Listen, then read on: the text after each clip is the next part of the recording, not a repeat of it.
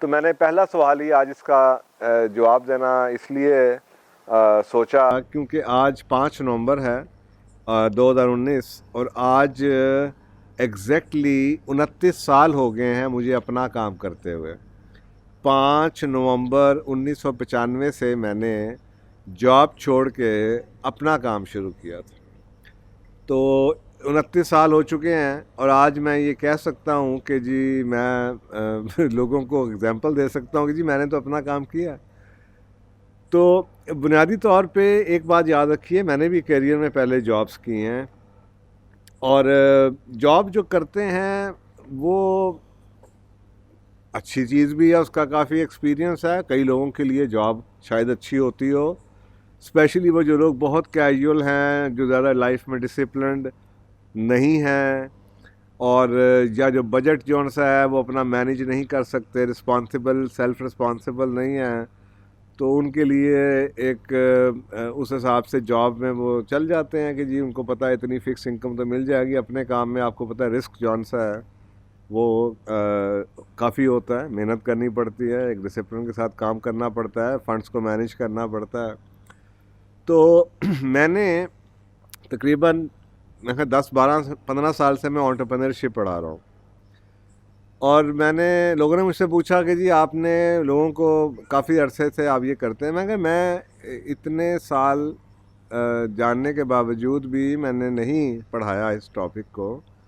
صرف بنیادی وجہ یہ ہے کہ میں اسی وقت کسی ٹاپک کو پڑھا سکتا ہوں جب کہ میں خود کرتا ہوں. Only then I can be in a position, پھر ہی میں اس میں ہو سکتا ہوں کہ میں اس کے چیلنجز کو سمجھ سکوں, اس سوال کا جواب دے سکوں, اس کا حق ادا کر سکوں. تو کیونکہ اب مجھے 29 سال ہو گئے ہیں اور میں 15-20 سال سے یہ انٹرپرینورشپ پڑھا بھی رہا ہوں, تو اب مجھے پتہ ہے کہ اس کے جاب کے چیلنجز کیا ہیں, فائدے کیا ہیں, اور انٹرپرینورشپ کے چیلنجز کیا ہیں, انٹرپرینورشپ کے فائدے کیا ہیں اپنے کاروبار کے.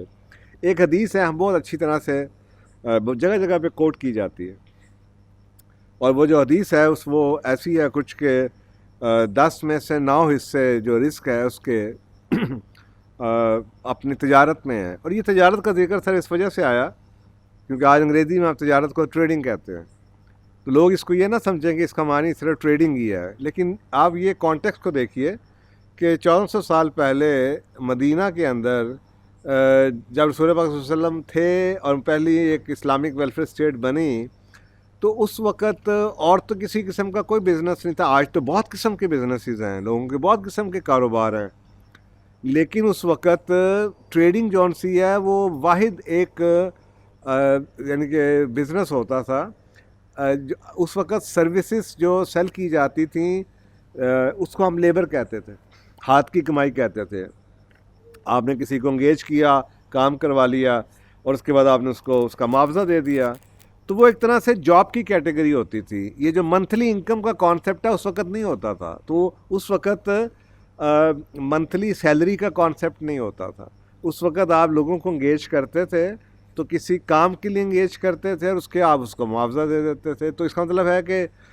جیسی آج ہم جاب کو سمجھتے ہیں اس دور میں جاب ایسی نہیں تھی, اور آج جس کو ہم یہ کہتے ہیں کہ جی آؤٹ سورسنگ ہم نے کر دی, ہم نے کسی کو گھر بلا کے نل کا ٹھیک کروا دیا, بجلی والے کو بلا دیا, گاڑی کو مرمت کروا لیا, فارمنگ کے لیے کسی کو انگیج کر لیا, ڈیری کے کام کے لیے کر دیا, ہیلپ کے لیے کروا لیا. تو یہ جو کام ہے جس کو آج ہم آؤٹ سورسنگ کہتے ہیں, اس زمانے میں سارٹ آف یہ ملازمت تھی. تو اس زمانے میں جو ٹریڈ کا ورڈ, تجارت کا ورڈ یوز کیا گیا, وہ بیسیکلی بزنس کے میری عقل کے مطابق. میں نے کبھی میں کلیم تو نہیں کرتا, میں نے کبھی زندگی میں کلیم نہیں کیا کہ میں اسلامک اسکالر ہوں, اور میں ہمیشہ لوگوں سے کہتا ہوں کہ جی میری ایک انڈرسٹینڈنگ ہے اور میں اس کے بیس کے اوپر بات کر رہا ہوں. لیکن وہ لوگوں نے کتنے سوال آ جاتے ہیں اسلامک فقہ کے حوالے سے آ جاتے ہیں کہ میں لوگوں کو بار بار کہتا ہوں کہ میں اسلامک اسکالر نہیں ہوں, تو آپ کسی سے پوچھ لیں. ہاں, پھر میں کہتا ہوں اگر آپ کو میری اوپینین چاہیے تو میری اوپینین لے لیجئے, لیکن آپ ضرور کسی اور سے ڈبل چیک کیجئے گا جو اس سبجیکٹ کا میں اپنے ایریاز آف انٹرسٹ جو ان سے میرے ہیں, جو میرے ایریا آف انٹرسٹ ہیں, میں اس میں الحمدللہ اسلامک جو اس کے بارے میں گائیڈ لائنز ہیں اور جو پرنسپلز ہیں وہ میں بہت اچھی طرح سے جانتا ہوں. لیکن ایز اے ٹوٹل اگر میں کہوں اسلامک اسکالر ہوں تو میں نہیں ہوں گا. تو اس میں نے حدیث کا ذکر کیا کیونکہ میں آلموسٹ ہر سوال کے جواب میں، اور میری زندگی 1995 سے کتابیں میں نے لکھی، ہر ایک چیز کے ساتھ میں نے اسلام کی یا کوئی قرآن کی یا کوئی حدیث کی کوٹ لگائی. تو لوگوں نے یہ سمجھنا شروع کر دیا کہ شاید میں کوئی اسلامک اسکالر ہوں. میں اسلامک اسکالر نہیں ہوں. اسی لیے میں نے حدیث یا قرآن کی آیت کو لکھ کے اس کی تشریح نہیں کی. میں نے دنیا سے جو میں نے سیکھا اس کو ایکسپلین کرنے میں آخری اپنی انڈرسٹینڈنگ بتائی دنیا سے جو سیکھی، اور اس کے بعد اس کو سیکنڈ کرنے کے لیے، اس کو اسٹرینتھن کرنے کے لیے میں نے قرآن پاک کی آیت یا حدیث کا حوالہ لیا. اور یہ بہت بنیادی فرق ہے، اور یہی میں آگے جا کے آپ کو اس کے بارے میں تھوڑی سی اور ڈیٹیل بتاؤں گا. تو اس حوالے سے دیکھیں میری ایک انڈرسٹینڈنگ ہے، یہ تو میں نے آپ کو بتا دیا. آپ دائیں بائیں نظر اڑائیے، جتنے لوگ آپ کو کامیاب، بل گیٹس کو دیکھیں، اسٹیو جاب کو دیکھیں، آپ جتنے لوگ بڑے بڑے لوگوں کے نام لیتے ہیں آپ کے ارد گرد بھی، آپ کے خاندان میں، رشتہ داروں میں، آپ کے دوستوں و احباب میں، آپ کے نیبرہڈ کے اندر جتنے بھی لوگ آپ کو ویل آف نظر آتے ہیں وہ سارے کے سارے اپنا کام کرتے ہوں گے. اب یہ تو فیکٹ ہے، اور اس کے پیچھے میں نے آپ کو بتا دیا شاید اس میں برکت ہے. لیکن میری جو انڈرسٹینڈنگ ہے ایک اس کی جو تھوڑی سی مجھے نظر آتی ہے سائنٹیفک، میں اکثر اوقات کہتا ہوں لوگوں سے کہ دیکھیں آپ دعا مانگتے رہتے ہیں. میں بلکہ ایک کہانی آپ کو سناتا ہوں. ایک شخص تھا، وہ جناب دعا مانگتا رہا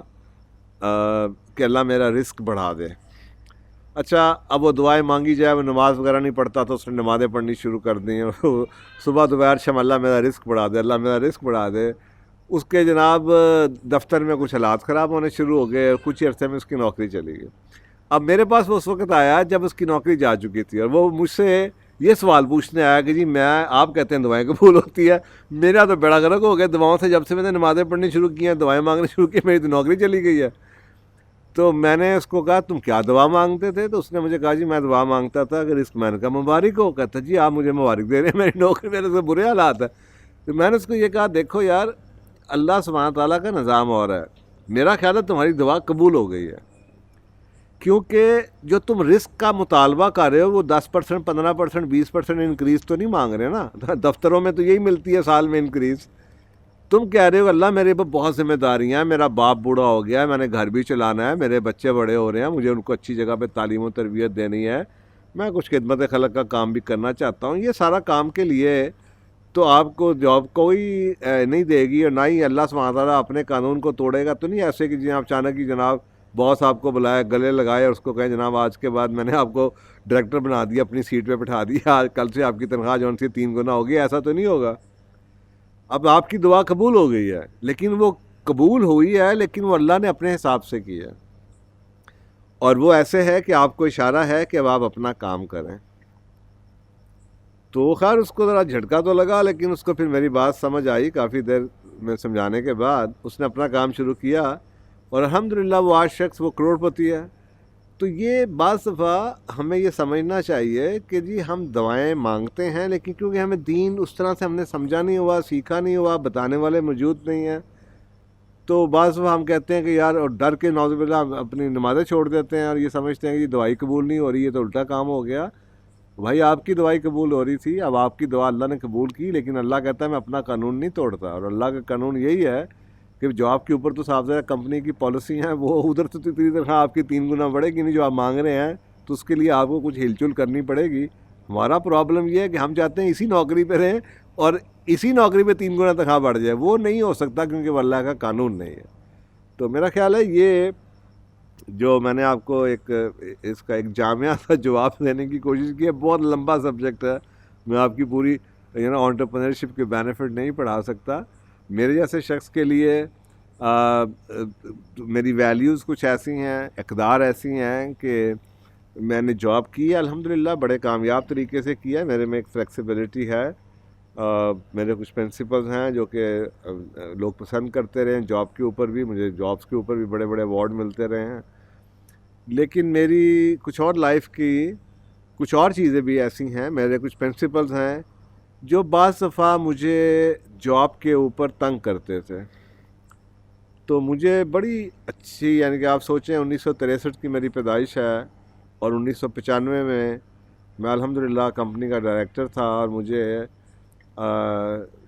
32 سال کی عمر میں یہ پتہ چل گیا تھا کہ job is not for me, جبکہ میں اس وقت جاب میں بہت زیادہ اچھی پوزیشن پہ اور بہت زیادہ فائنینشیل بینیفٹ لیتا تھا، اور جب میں نے کام شروع کیا تو میں نے بہت ڈپ کھائی۔ کام کرنا آسان کام نہیں ہوتا، آپ بہت نیچے جاتے ہیں، اور اس کے بعد مجھے یاد پڑتا ہے کہ جب میں نے جاب چھوڑ کے کام شروع کیا تو مجھے کمپنی کی طرف سے BMW گاڑی ملی تھی، اور واپسی پہ میں جناب رکشے پہ گھر جا رہا تھا۔ تو یہ گھر کے ملازم کمپنی کی طرف سے آپ کو ملے ہوں، زبردست گھر ملا ہو جناب، آپ کا اسٹیٹس ہو، اور اگلے دن آپ کو پتہ چلے کہ آپ کے پاس گاڑی بھی نہیں ہے،